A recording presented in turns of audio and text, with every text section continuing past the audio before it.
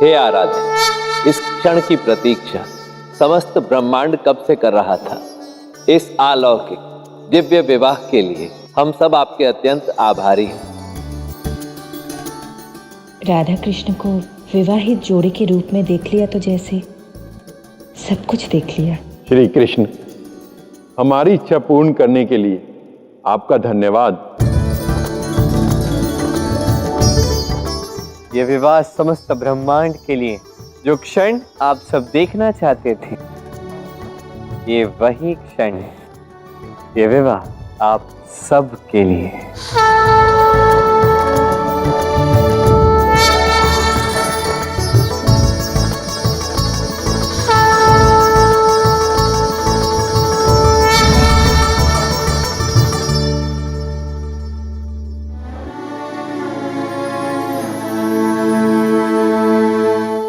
कृष्ण, मुझे अब भी विश्वास नहीं हो रहा कि देवी पार्वती और महादेव ने मिलकर हमें सज्ज किया है।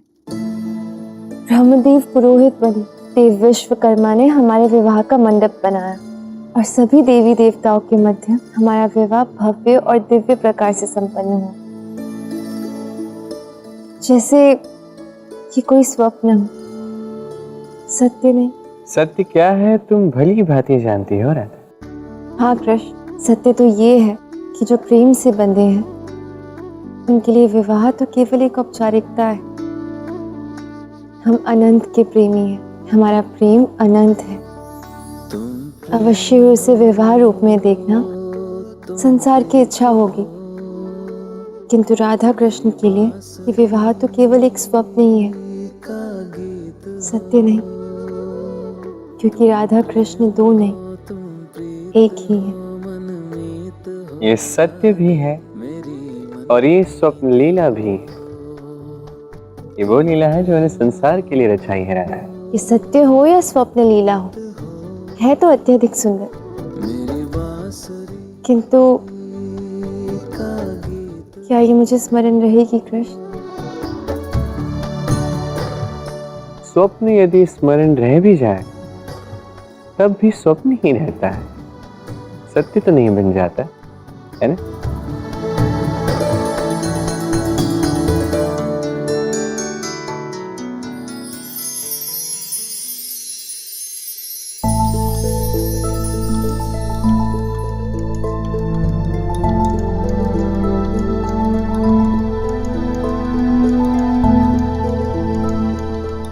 अरे क्या राधे, तुम तब से यहाँ सो रही हो, वो कन्या कब की आई चली भी गई, उसे देख भी नहीं पाई तुम।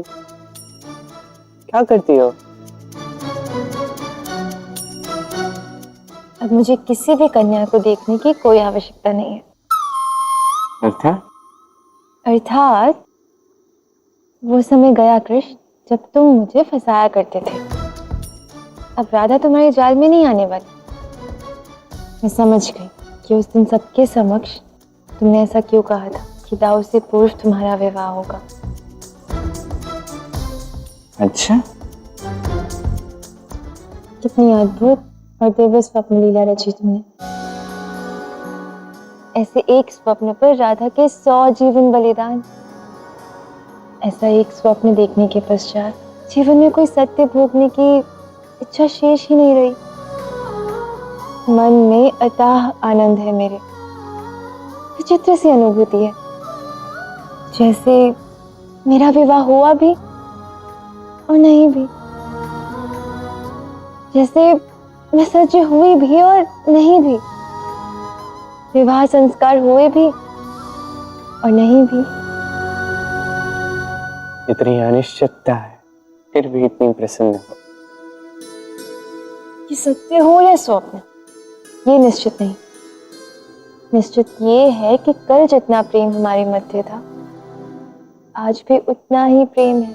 निसंदेह। इस स्वप्न लीला के लिए बहुत बहुत धन्यवाद। इसे देखने के पश्चात ऐसा अनुभव हो रहा है जैसे मैंने सब कुछ अनुभव कर लिया। एक ही स्वप्न में सब कुछ अनुभव कर लिया, संपूर्ण हुई हूं मैं, जैसे अब कोई अभिलाषा शेष नहीं। हाँ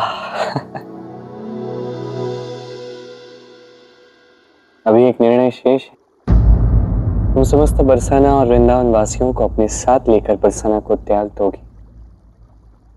क्या तुम सबको एक नया जीवन प्रदान करोगी राधा?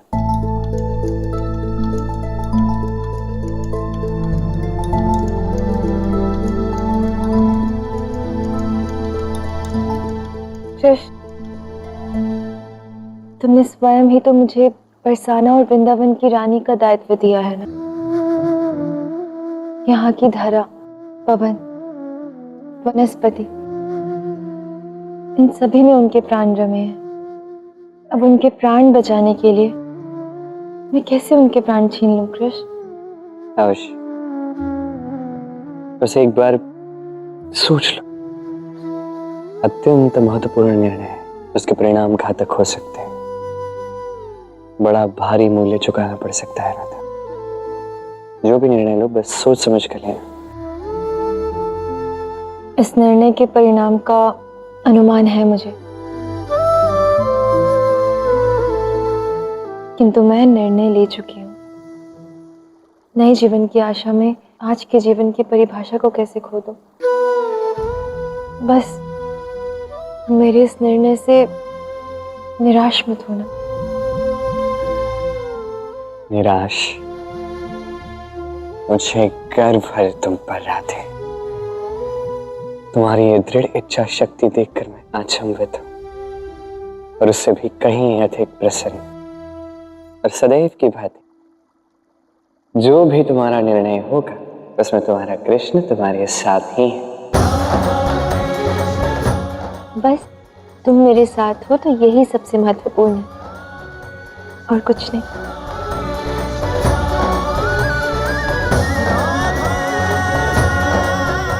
अच्छा, अब रात्रि हो गई है, मुझे चलना चाहिए। और हाँ, इस दिव्य स्वप्न के लिए एक बार पुनः धन्यवाद।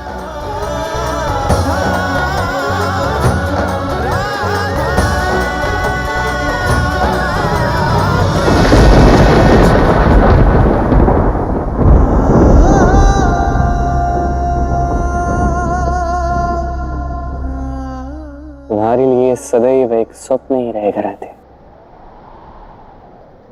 और मैं कभी चाह कर भी तुम्हें बता नहीं पाऊंगा कि इस संसार में नहीं, किसी ब्रह्मांड में हमारा विवाह हुआ है, और ये स्वप्न नहीं, ये 100% सत्य है।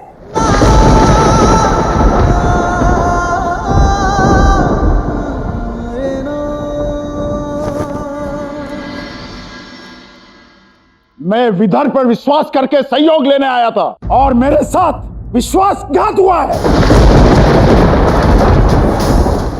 ये अपेक्षा नहीं थी आप लोगों से। ये आप क्या कह रहे हैं मगधराज? आपको कोई भ्रम हुआ है? भ्रम भिक्षुकों को होता है, सम्राट को सत्य दिखता है। जरासंध हूं मैंने स्वयं राजकुमारी रुक्मिणी को मथुरा राज की ओर जाते हुए पकड़ा है। जो मेरे शत्रु कृष्ण को मेरे आक्रमण के विषय में सूचित करने जा रही थी। क्षमा करें सम्राट, किंतु मैं आपको अवगत कराना चाहता हूं कि रुक्मिणी की इस मूर्खता का विदर्भ राज्य से कोई संबंध नहीं था।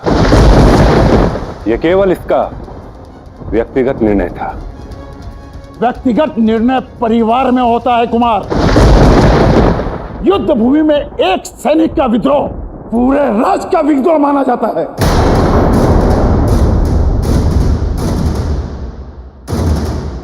सुन रही हो रुक्मिणी, आज तुम्हारी मूर्खता के कारण हमारे कुल और हमारे वचन पर प्रश्न चिन्ह लग गए हैं, किंतु तुम्हारे मस्तिष्क ने सोचने का साहस भी कैसे किया कि उस गवाले कृष्ण के लिए तुम अपने भाई और मगध सम्राट के विरुद्ध चली जाओगी।